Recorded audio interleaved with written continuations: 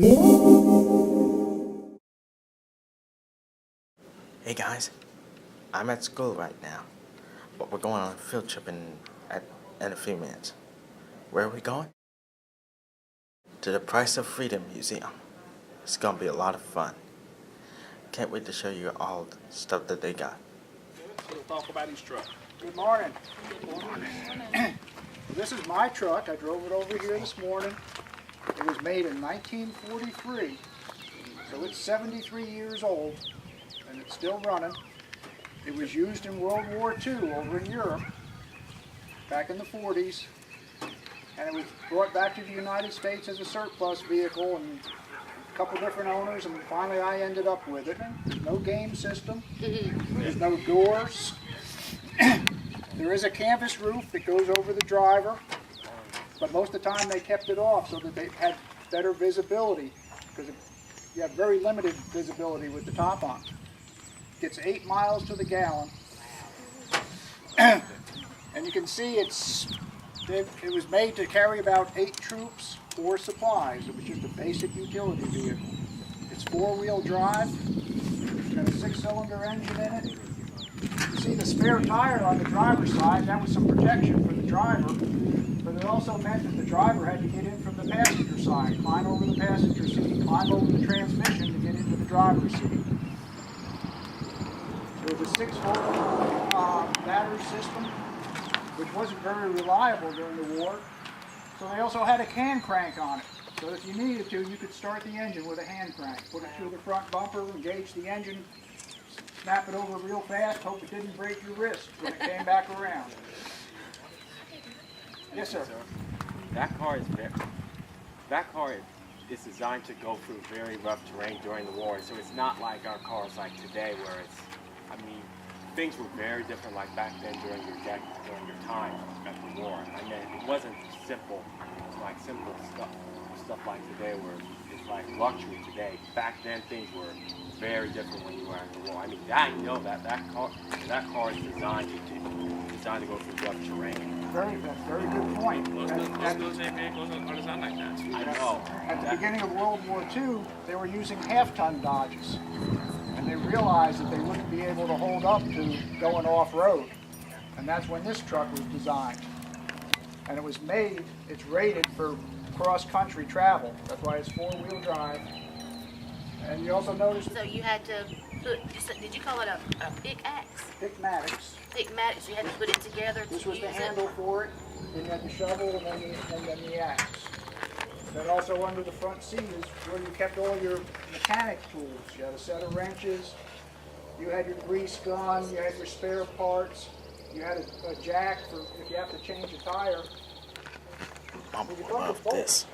For real. Yeah, I just love looking at this. I've seen one of these in the movies.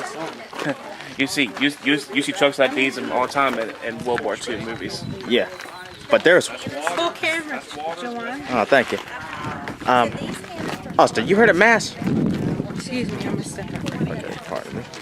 Hey, Austin, you heard of MASH? Huh? You heard of MASH? MASH? Yeah, I think I've heard of it, yeah. yeah, one of the television series. Check out this gun right here. Yeah.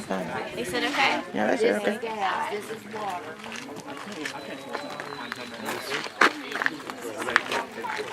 Hey, Austin. Excuse me, real quick. Hey, God. notice this gun right here? I do. What kind of gun is it? Go there to your left.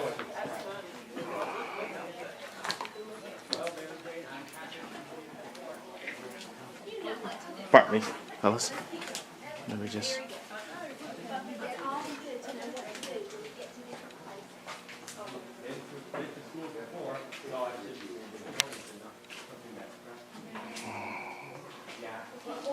Look at this. I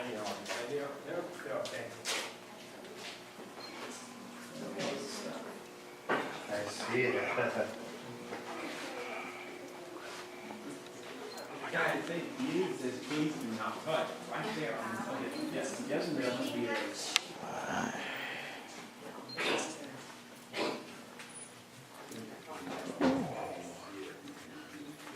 Tank shit. Please do not touch the models.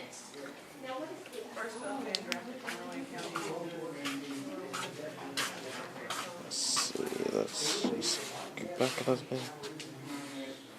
It's not old, so. Yep. Toy planes. Oh, look at the medals. Wow. Wow, what a hallway.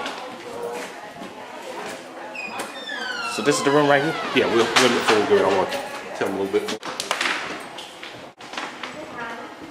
Oh wow, look at this. This is unbelievable.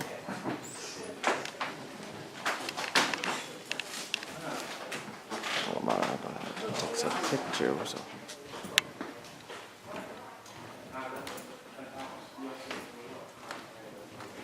Hey, our Navy room is next.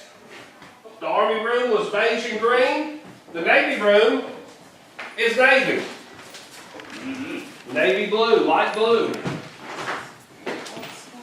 Because of being them on the water. Yeah.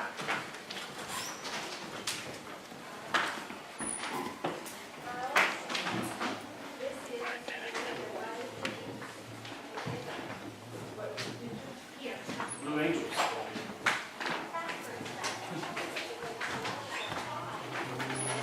When most people think of the Navy in World War II, they think about Pearl Harbor, December 7th, 1941, when the Japanese attacked the American base in Hawaii. Anybody feel harbor? That's what started. Oh, look at this. Wow, look at that. Yeah, this reminds me, these desks right here remind me of Knoxville. It's like going back in time. Yeah, You know what I mean? yeah, of course. So this is how a schoolhouse was way back when. Look at all these models here. Look at that bell right there. And you see the saying here on the blackboard, I think it's so appropriate. If you can read this, thank a teacher. If you read this in English, thank a soldier. Folding it, we'll bring the corners up. Now you see I bring my corners where they touch. On his side, he does it a little bit different. He brings it down to the middle of the white star, the first white star. And we'll show you why in a minute. Once we do that, take all the wrinkles out. You notice we keep it taut, tight, because we run a tight country. We don't slackers and wrinkles and stuff like that. But we want to keep it tight. Now, whenever I start my fold, left to right. Do that fold first, then that fold. And how many folds do you reckon I'll make? What's 8. the lucky number? 8 or 13. 8 or 13 folds. Now when I get here, this is an important place. I stop. If the tip of my flag extends past this first set of stars, it means I've gone too far and I have to unroll it, because once I get over to that end, I have to be at a particular place or the flag won't fold properly. So we'll continue on. You've done that a time or two, right? Just a time. Be careful. Whoa. And we get to right there, we will stop and we will open what is known as the mouth of the flag. Be careful. And this creates the pocket that he's going to fold the remaining portion of the And flag in. That's how he does. So that's how he does. And that's it. That's it. That's it. Huh. Yeah. It's a good thing I caught it on film. I might need to learn how to do that as well. I might. There we go. Put it in. I'm more than quite told you myself. Okay, whenever we complete, there's three things we look for. One, is it the shape of a triangle? Yes. Two, is it flat and flat be in relative term other than fat and puffy. And I think we can all agree that it is fairly flat. And thirdly, as we rotate the flag around, we look to see, is there any red or white showing other than the stars? So this is a properly folded flag. And that's the way the flag should be treated.